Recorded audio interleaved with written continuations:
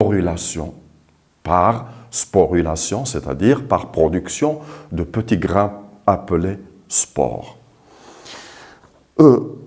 Passons au troisième type de microbes qui sont alors les bactéries. Alors, pour les bactéries, eh bien alors, les cellules bactériennes ont trois formes principales. Elles ont trois formes principales. Des cellules, comme vous l'avez vu, bactériennes qui sont longues, des cellules bactériennes qui sont longues, comme ça, voilà. La cellule est longue, en petits bâtons que l'on appelle des bacilles. Alors, ce type de bactéries, qui ont la cellule longue comme ça, allongée, on les appelle des bacilles. Plutôt, c'est avec deux L, pardon.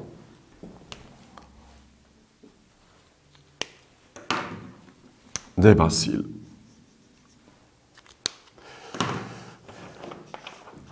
Deuxième forme des cellules bactériennes, ce sont des coques. On les appelle des coques. Eh bien cela, car leurs cellules sont de forme ronde. De forme ronde, on les appelle des coques.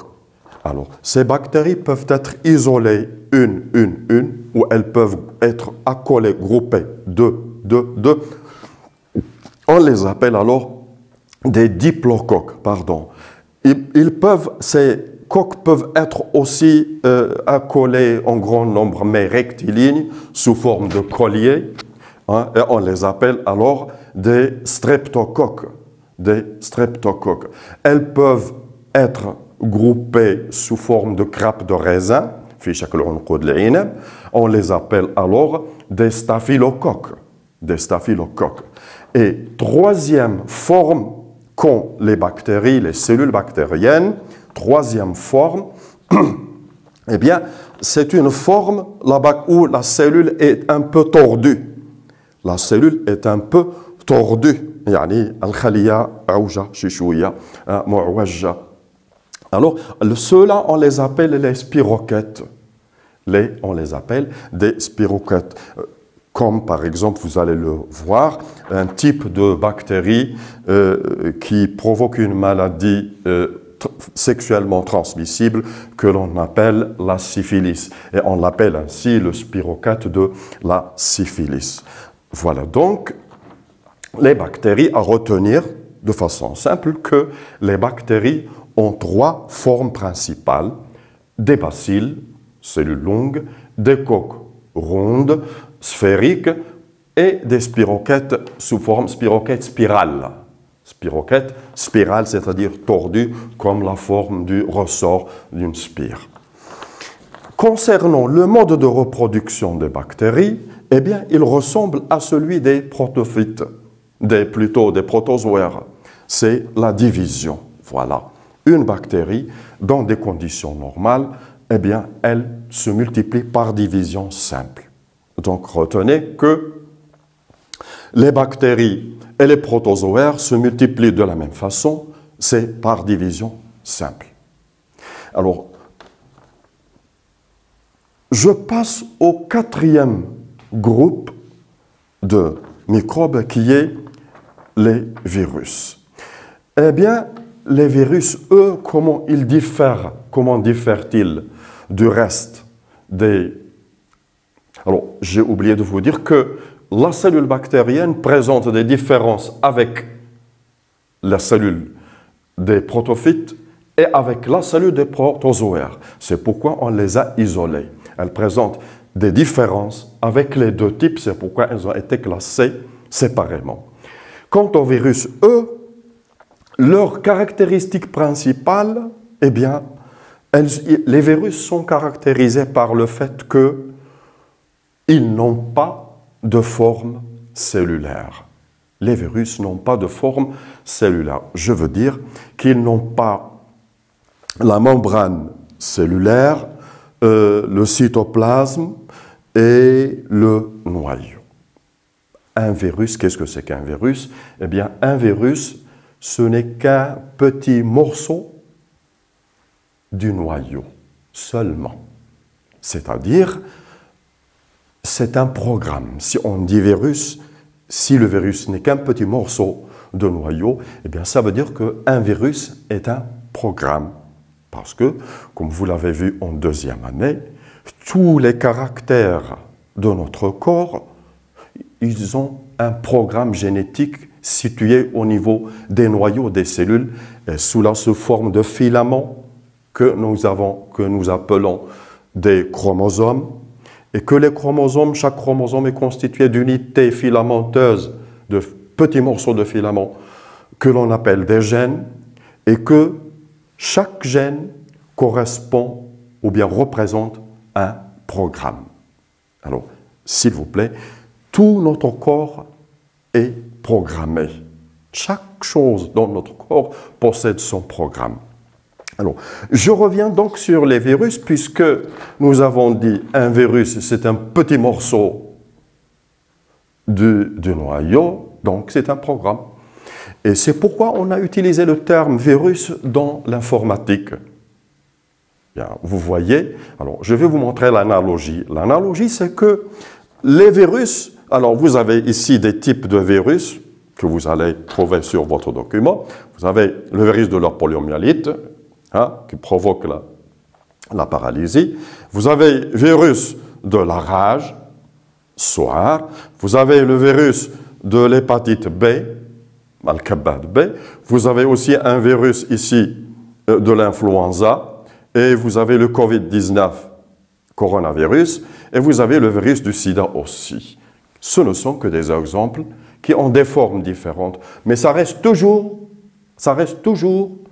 des programmes seulement, c'est-à-dire des petits morceaux de noyau.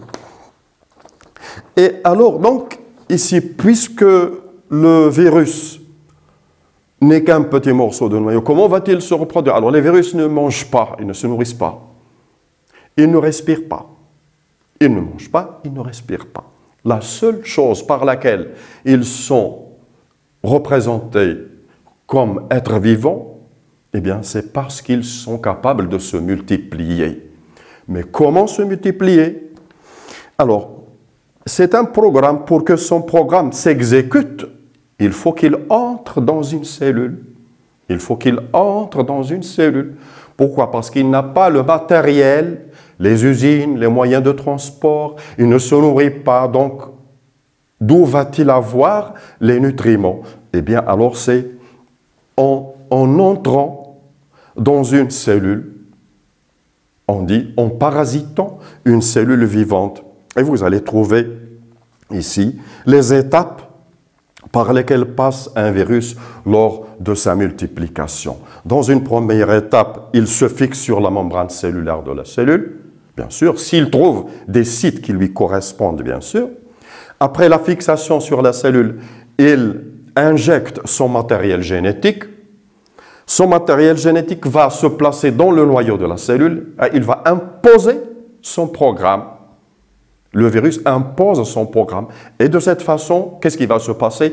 Eh bien, la cellule va commencer à produire des virus. Elle va produire des virus. Elle va produire des virus et finalement, les virus elle va éclater, elle va détruire la cellule. Et chaque virus, par des milliers, chaque virus va entrer dans une autre cellule, il va la parasiter, il va se reproduire, se multiplier dedans et entraîner donc sa destruction. C'est donc ainsi se multiplient les virus.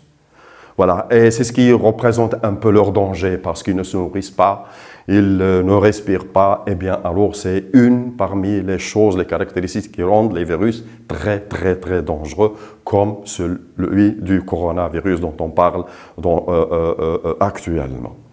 Voilà, donc, ici, je récapitule de façon très rapide ce qu'il faut retenir, que les microbes sont classés en protozoaires, protophytes. Protozoaires, c'est-à-dire microbes dont la cellule est animale, ce sont tous des unicellulaires. Protophytes, principalement champignons microscopiques, moisissures, levures. Bactéries, trois formes principales. des bacilles, des coques, des spirochètes et des virus. Et bien sûr, le mode de reproduction. Vous allez constater que les protozoaires et les bactéries, même mode de multiplication, division. Ici, pour les moisissures, sporulation, pour les levures, bourgeonnement. Voilà pour ce paragraphe et nous allons passer au deuxième paragraphe. Oui, alors continuons donc notre cours. Ici, deuxième paragraphe, grand 2, des microbes utiles et des microbes pathogènes, c'est-à-dire virulents, c'est-à-dire nocifs. On dit aussi nocifs, c'est-à-dire qui font mal, qui rendent malade, bien sûr. Alors, eh bien, commençons par l'utilité des microbes. Alors, pour l'homme, l'homme utilise les microbes, les micro-organismes dans des domaines différents, comme dans l'industrie alimentaire pour produire des aliments, comme nous venons de dire, les levures par exemple pour fabriquer du pain, pour fabriquer des pâtisseries, des gâteaux, etc. Et même pour produire des substances alcooliques ou autres, etc. etc. Vous trouverez les exemples, bien sûr, dans le cours, dans votre résumé. Un deuxième domaine où l'homme utilise aussi et exploite les microbes, c'est le domaine pharmaceutique pour produire des médicaments. Alors, la vitamine C, par exemple, que nous achetons, elle est produite par des microbes programmés. C'est-à-dire qu'on incorpore, on introduit dans le noyau de la bactérie ou de microbe, on introduit le programme, le gène responsable de la fabrication, de la production de la vitamine C et on réalise à la bactérie un milieu nutritif à température favorable, la bactérie va se nourrir, la bactérie va se multiplier et produire de la vitamine C. Voilà, par exemple, elles produisent aussi, il y a des microbes qui produisent des antibiotiques, comme un champignon dit le mycelium. Et puis, troisième domaine où l'homme exploite et utilise les microbes, c'est dans le domaine de l'industrie chimique, pour produire des produits chimiques différents, bien sûr. Alors, un quatrième domaine, parce qu'il y a beaucoup de domaines, un quatrième domaine que l'on appelle aussi le domaine de la lutte biologique. Alors, la lutte biologique, c'est lutter biologiquement contre quelque chose. C'est-à-dire que dans le domaine de l'agriculture, par exemple, on utilise des microbes pour tuer des insectes qui sont nocifs pour l'agriculture. Alors, on utilise un être vivant pour tuer un autre être vivant. Eh bien, c'est ce qu'on appelle la lutte biologique. Cela pour les microbes utiles, bien sûr. Pour les microbes pathogènes ou virulents, nocifs, eh bien, le mode d'action des microbes pathogènes, leur mode d'action, c'est-à-dire le comment ils nous rendent malades, Eh bien, c'est par multiplication rapide, d'abord, le premier mode d'action, c'est la multiplication rapide. Eh bien là, tous les microbes, dans les conditions favorables, ils ne s'arrêtent pas de se multiplier, ils se multiplient très rapidement. Vous avez des exercices pour, vous avez ici 3 exercices intégrés. Voici, vous les aurez. 3 exercices intégrés. Le premier va vous permettre de conclure que les microbes nous rendent malades par multiplication très rapide, extrêmement rapide. Le deuxième exercice va vous pouvoir conclure que en plus de la multiplication rapide, certains microbes possèdent une enveloppe, comme vous voyez sur le document, une enveloppe qui les protège des moyens de défense de notre corps et les rend donc plus dangereux, plus graves. Cette enveloppe, on l'appelle la capsule. Le troisième et dernier exercice va vous permettre de conclure qu'un troisième mode d'action des microbes pathogènes, qui est la production de toxines. De façon résumée, certains microbes sont capables, en plus de la multiplication, ils produisent des substances qui sont très toxiques, que l'on appelle des toxines, qui intoxiquent le sang et donc tout le corps, et puis la mort s'il n'y a pas de guérison et s'il n'y a pas de médicaments utilisés, bien sûr. Voici donc les trois types de modes d'action des microbes.